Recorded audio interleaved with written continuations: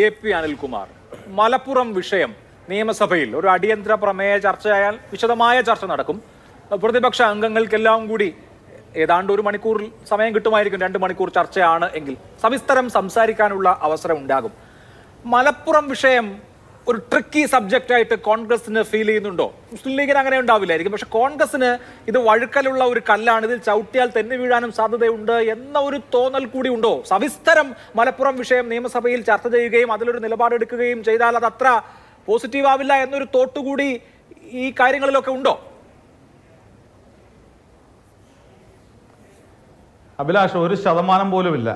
അതിനകത്ത് ഞങ്ങൾക്ക് വ്യക്തമായ നിലപാടുണ്ട്, വ്യക്തമായ കാഴ്ചപ്പാടുണ്ട്. അതിനകത്ത് മലപ്പുറം ജില്ലയുമായി ബന്ധപ്പെട്ട് എത്ര നിഷ്കളങ്കമായിട്ടാണ് എൻ്റെ സുഹൃത്ത് സുമേഷ് പറഞ്ഞത്. മുഖ്യമന്ത്രി അങ്ങനെ നിഷ്കളങ്കമായിട്ടാണോ അഭിപ്രായം പറഞ്ഞത്? മലപ്പുറം ജില്ലയിൽ ചിലത് നടക്കുന്നു, ഇത്തരം കാര്യങ്ങൾ, സ്വർണ്ണക്കടത്തുമായി ബന്ധപ്പെട്ട കാര്യങ്ങൾ, ഹവാലയുമായി ബന്ധപ്പെട്ട കാര്യങ്ങൾ മലപ്പുറത്ത് വളരെ കൂടുതൽ നടക്കുന്നു. മലപ്പുറത്തെ പോയിന്റ് ചെയ്തുകൊണ്ടാണ് അദ്ദേഹം സംസാരിച്ചത്. നമുക്ക് പിണറായി വിജയൻ ഇതിലേക്ക് വരുന്നതിന് മുമ്പ് കേരളത്തിലെ 14 ജില്ലകളിൽ നിന്ന് വ്യത്യസ്തമായ ഒരു സാഹചര്യം മലപ്പുറം ജില്ലയിൽ ഒരു നരേറ്റീവ് ഉണ്ടാക്കി വെച്ചിട്ടുണ്ട്. ആരാ ഉണ്ടാക്കിയിട്ടുള്ളത്? BJP. സുബ്രഹ്മണ്യം സ്വാമി എത്ര തവണയാണ് മലപ്പുറം ജില്ലയെക്കുറിച്ച് പറഞ്ഞത്? RSSന്റെ മുഖപത്രമായ ഓർഗനൈസർ എത്ര തവണയാണ് പറഞ്ഞിട്ടുള്ളത്?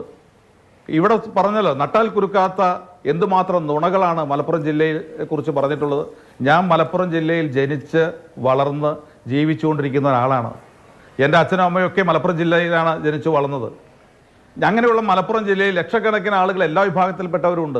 ആ ജില്ലയെ പോയിന്റ് ചെയ്തുകൊണ്ട് ഇവിടെ എന്തൊക്കെയോ അരുതാത്ത് നടക്കുന്നു എന്നുള്ളത് വളരെ വ്യക്തമായി കുറേ നാളുകളായി BJP പറഞ്ഞുകൊണ്ടിരിക്കുകയാണ്. സുബ്രഹ്മണ്യം സ്വാമി പറഞ്ഞത് എത്ര കടന്നു കയറിയാണ് പറഞ്ഞത്. മലപ്പുറത്തെ ഹിന്ദുക്കൾ ഭയത്തോടു കൂടിയാണ് ജീവിക്കുന്നത് എന്നാണ് അദ്ദേഹം പറഞ്ഞത്. ഒരു ഭയപ്പാട് എന്നെ പോലുള്ളവർക്കോ, അല്ലെങ്കിൽ എനിക്ക് തോന്നുന്നു ഏതാണ്ട് 12 ലക്ഷത്തോളം ഹിന്ദുക്കൾ മലപ്പുറം ജില്ലയിലുണ്ട്. ആരെങ്കിലും ഭയപ്പാടോടുകൂടി അവിടെ ജീവിക്കുന്നുണ്ട് എന്ന് എനിക്ക് തോന്നുന്നില്ല. ഏറ്റവും സമാധാനത്തോടു കൂടിയാണ് ജീവിക്കുന്നത്. അവിടെ മനുഷ്യർ തമ്മിലുള്ള സ്നേഹവും സൗഹാർദ്ദവും ഒക്കെ ഏറ്റവും കൂടുതലുള്ള ജില്ലയാണ് മലപ്പുറം ജില്ല. ഞാൻ ഒരു ജില്ലയും ചെറുതായി കാണുന്നില്ല. പക്ഷേ മലപ്പുറം ജില്ലയിൽ വളരെ കൂടുതലായിട്ട് മനുഷ്യർ തമ്മിലുള്ള ബന്ധവും സൗഹൃദവും സ്നേഹവും ഈ വർത്തമാന കാലഘട്ടത്തിൽ നിലനിൽക്കുന്ന ഒരു ജില്ലയാണ്. പരസ്പരം പ്രയാസങ്ങൾ ഉണ്ടായിക്കഴിഞ്ഞാൽ അവിടെ സഹായിക്കാൻ ഓടിയെത്തുന്നത് ജാതി നോക്കിയോ മതം നോക്കിയോ അല്ല മലപ്പുറം ജില്ലയിൽ. അങ്ങനെയുള്ള മലപ്പുറം ജില്ലയെക്കുറിച്ച് RSSും BJPയും ഒരു നരേറ്റീവ് ഉണ്ടാക്കുന്നു.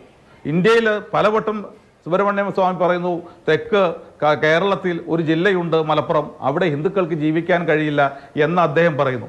അതിൻ്റെ തുടർച്ചയായിട്ട് RSSും BJPയും പറയുന്ന തലത്തിലേക്ക് പിണറായി വിജയൻ കൂടി പറയുമ്പോഴാണ് ഞങ്ങളുടെ അഭിപ്രായ വ്യത്യാസം. മറ്റത് ഞങ്ങളെ സംബന്ധിച്ച് മനസ്സിലാക്കാൻ കഴിയും. BJPയുടെ അജണ്ട എന്താണ്, RSSന്റെ അജണ്ട എന്താണെന്നൊക്കെ ഞങ്ങൾക്ക് മനസ്സിലാക്കാൻ കഴിയും. അവർ പറയുന്ന ഭാഷ മുഖ്യമന്ത്രി കൂടി ഉപയോഗിക്കുക എന്ന് പറയുമ്പോൾ അത് നമുക്ക് എങ്ങനെ അംഗീകരിക്കാൻ കഴിയും? അത് മലപ്പുറം പോലെയുള്ള ഒരു ജില്ലയിൽ, അത് എല്ലാവരും ഒരുമിച്ച് പോകുന്ന ജില്ലയിൽ അദ്ദേഹം മലപ്പുറം ജില്ലയിൽ PV അൻവറിനെ നേരിടുവാൻ ജില്ലയെ പൂർണ്ണമായി അധിക്ഷേപിക്കുന്ന ഒരു നിലപാടാണ് പിണറായി വിജയൻ എടുത്തത്. അതുകൊണ്ടാണ് ഞങ്ങൾ ശക്തമായി ഈ കാര്യത്തെ എതിർത്തത്.